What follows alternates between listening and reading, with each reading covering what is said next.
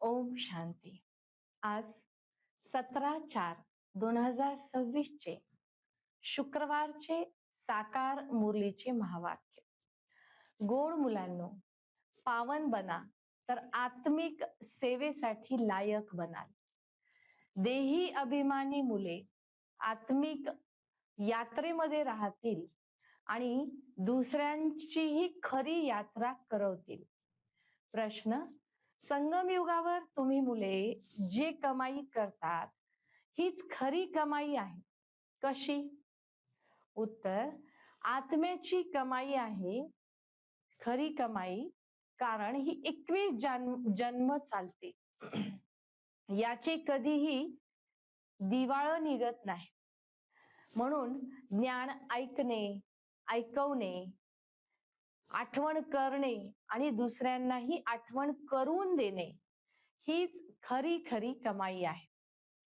आणि खरे खरे शिवबाबा आपल्याला शिकवत आहेत, अशी कमाई पूर्ण कल्पात पुन्हा कधीच नाही होऊ शकत, कुणी करून देऊ शकत नाही.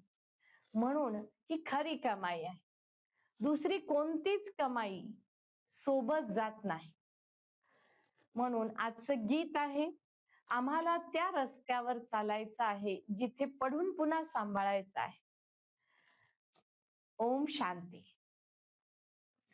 बाबांनी आज सर्वप्रथम भक्तीमध्ये मुलांनी कसे विविध पद्धतीने धक्के खाल्ले याचं वर्णन आज बाबांनी केलं. बाबा म्हणतात, भावनेने यात्रेसाठी जातात, विविध कथा ऐकतात, रामायणाची कथा ऐकतात, अशा पद्धतीने ऐकतात. भले दंतकथा ऐकत आहेत, एवढ्या भावनेने ऐकतात की आनंद अश्रू किंवा दुःखाचे अश्रू यायला लागतात. आत्म्याला निर्लेप म्हणणं चूक आहे. प्रत्येक कर्माचा लेपछेप आत्म्यावर लागतो. म्हणून पापात्मा, पुण्यात्मा, आत्म्यावर शब्द आहे. पाप शरीर, पुण्य शरीर नाही. बाबा म्हणतात, ज्ञान मार्गात सुद्धा ग्रहचारी लागल्यानंतर निशाणी काय? कधी एकदमच खुश, कधी एकदमच नाराज, अवस्था वर खाली वर खाली. म्हणून बाबा सांगतात, संजीवनी बूटी बाबा देतात आपल्याला मन मना भवाची. संजीवनी बूटीच्या द्वारे बेशुद्ध, बेधुंद झालेल्या आत्म्यास पुन्हा सुरजित अर्थात जागृत केलं जातं. म्हणून मन मना भव, मन माझ्यामध्ये लावा, ही संजीवनी बूटी शिवबाबा आपल्याला देतात. बाबा सांगतात की पूज्य असताना सुद्धा शरीराचा शृंगार खूप शृंगारित होतो, आत्म्याचाही शृंगार होता जेव्हा पूज्य होतो सतयुगामध्ये. आणि जेव्हा पुजारी बनलो तेव्हाही शृंगार होता. तिथे काही एकदमच कंगाल पतित नाही झालो. म्हणून बाबा सांगतात की जड असो अथवा चैतन्य, मूर्तींचा सुद्धा द्वापर युगामध्ये किती विधिवत शृंगार केला जातो. जड असं अथवा चैतन्य शृंगारित होतात, ही स्मृती सुद्धा आपल्याला आणखीनच परिवर्तनासाठी मदत करते. बाबा म्हणतात, कमी आठवण केलं तर कमी पवित्र बनाल, जास्त आठवण केली तर जास्त पवित्र बनाल. म्हणून बाबांनी आज सतयुगाचं खूप सुंदर पण वर्णन केलेलं आहे की तिथं गायी किती सुंदर असतील, गाय, आणि इतक्या शृंगारित असतील. गायींना सुद्धा सोन्याच्या दागिन्यांनी शृंगार केलेला असतील.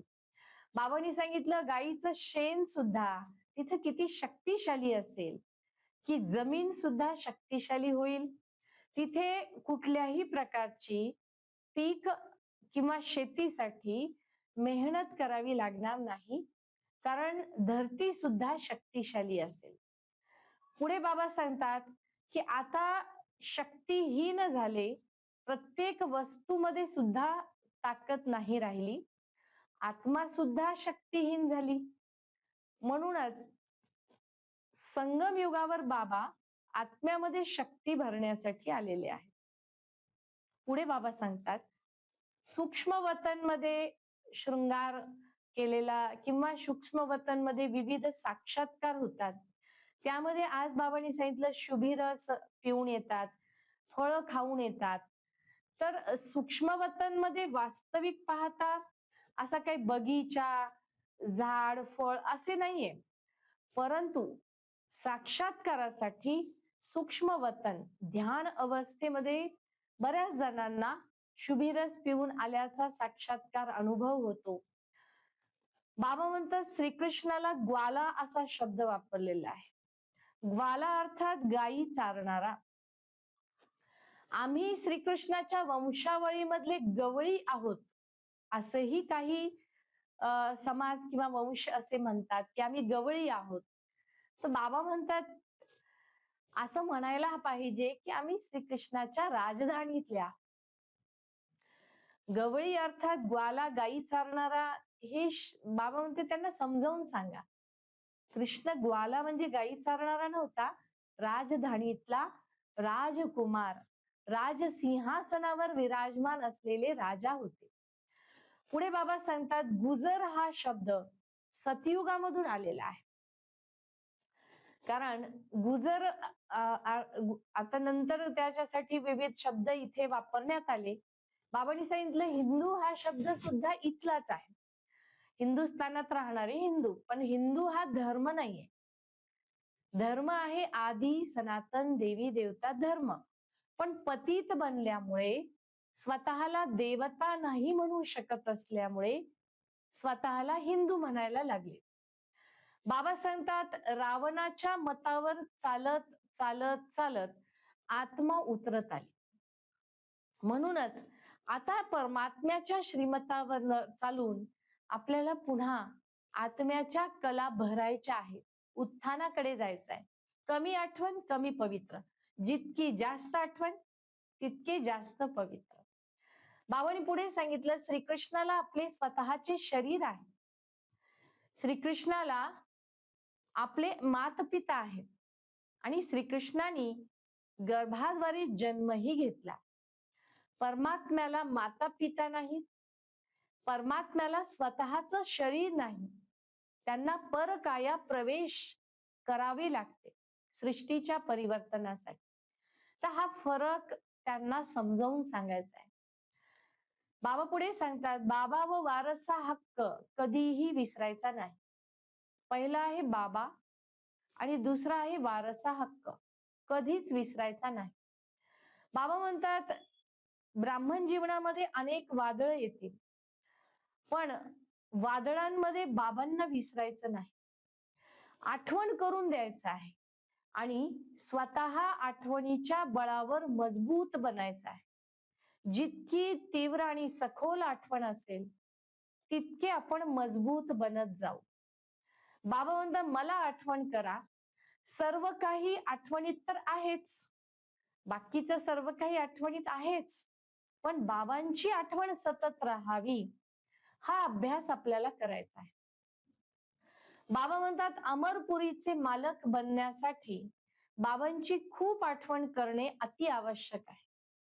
अमरपुरीमध्ये जर जायचं असेल तर आठवणीची आवश्यकता आहे. बाबांना आठवण नाही केले तर बाकीचं सर्वच आपल्याला आठवणी येईल. दुनियेत वस्तू, वैभव, व्यक्ती, पदार्थ जर बाबांची आठवण नाही केली तर हे सर्व आपल्याला आठवण येईल. म्हणून आपल्याला आठवणीवरती लक्ष द्यायचं आहे. जर अमरपुरीत जायचं असेल तर आठवण अति आवश्यक आहे. यावरती बाबांनी आज विशेष भर दिलेला आहे. जवळपास अर्ध पेज बाबांनी मुरलीमध्ये यावरती आपल्याला समजावून सांगितलं आहे. अच्छा, गोड गोड मुलांप्रती मातपिता बापदादांची सुमधुर आठवण, सुप्रभात आणि नमस्ते. आत्मिक पित्याची आत्मिक मुलांना नमस्ते. आपणही म्हणायचे आत्मिक मुलांची आत्मिक पित्यास नमस्ते. आज धारणेसाठी मुख्य सार, हे ईश्वरीय जीवन खूप खूप अमूल्य आहे. या जीवनात आत्मा व शरीर दोन्हींना पावन बनवायचे आहे. आत्म्याची यात्रा करून दुसऱ्यांना सुद्धा आत्म्याची यात्रा स्वतः करायची आहे आणि दुसऱ्यांनाही बाबांची आठवण करून द्यायची आहे. आठवणीची या यात्रेमध्ये कधीही थकायचं नाही. आठवण करायची आहे आणि दुसऱ्यांना करवून द्यायची आहे. दुसरा पॉइंट आहे, जितके होईल तितके खरी कमाई करायची आहे. निरोगी बनण्यासाठी आठवणीत जरूर राहायचंय आणि मजबूत बनायचं आहे. तर आपण निरोगी बनू. आजचं वरदान, शरीराला ईश्वरीय सेवेमध्ये उसने उधार ठेव आहे असे समजून कार्यात लावणारे नष्टो मोहा भव. ठेव अर्थात उधार. उधार म्हणजे अमानत समजून वापरायचं आहे. जसं कुणी एखादी ठेव ठेवतं तर ती तात्पुरती असते आणि त्या ठेवलेल्या ठेवीमध्ये, उधार घेतलेल्या वस्तूमध्ये कधीही मोह ममत्व नसतो. तसंच हे शरीर बाबांकडून आपल्याला तात्पुरतं वापरण्यासाठी मिळालेलं आहे. ईश्वरीय सेवेसाठी मिळालेलं आहे. ही ठेव आहे असे जर समजले तर बाबांची आठवण येईल. की अमानत, शरीर हे अमानत असं जर समजलं तर फायदे आहेत 3-4. पहिला आहे बाबांची आठवण येईल. दुसरं आत्मिक भाव राहील. आत्मिक भाव, आत्मिक स्मृती राहील आणि आपण निरंतर योगी बनू शकू. आणि चौथा फायदा, नष्टो मोहा बनू शकू. आता आत्मअभिमानी स्थितीद्वारे बाबांची प्रत्यक्षता करण्याचा वेळ आहे.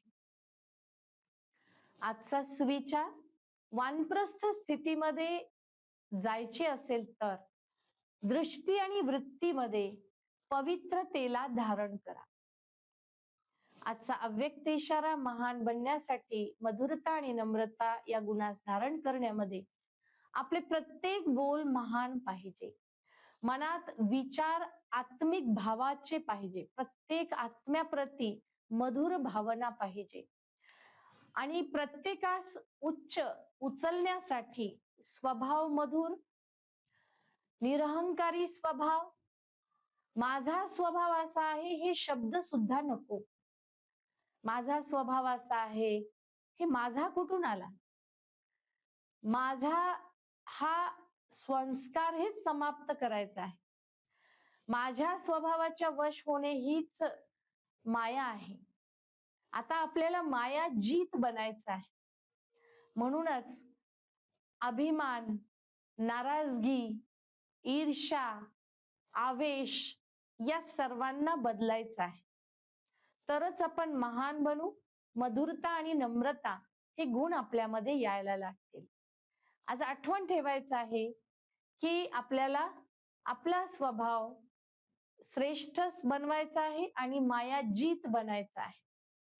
स्वभावाच्या वश नाही व्हायचं. आज पूर्ण मुरलीमध्ये याचं विस्तृत विश्लेषण बाबांनी केलेलं आहे की देही अभिमानी मुले आत्मिक यात्रेमध्ये राहतात. दुसऱ्यांनाही यात्रा करवायची आहे. ज्ञान ऐकायचं आहे, दुसऱ्यांनाही ऐकवायचं आहे. पुढे बाबांनी सांगितलं की आत्मा निर्लेप नाही. आत्म्याला निर्लेप म्हणणं हे चूक आहे. बाबांची आठवण जर नाही केली तर आपण मजबूत कसे बनणार? बाबांनी खूप सुंदर याचं विस्तृत विश्लेषण आज महावाक्यांमध्ये केलेलं आहे आणि नष्टो मोहा बनण्यासाठी खूप सुंदर उपाय सांगितलेला आहे की हे शरीर अमानत आहे. बाबांनी ठेव थोड्या वेळासाठी वापरण्यासाठी उधार दिलेला आहे. त्यामध्ये ममत्व आपल्याला ठेवायचं नाही. तर खूप सुंदर आज अभ्यास बाबांनी दिलाय. तो आज आपल्याला निश्चित रूपाने करायचा आहे आणि हा अभ्यास केल्यानंतर आपल्याला बाबांचे आशीर्वादही मिळवायचे आहेत. खरी कमाई करायची आहे, जी कमाई आपल्या सोबत जाणार आहे. छा ओम शांती.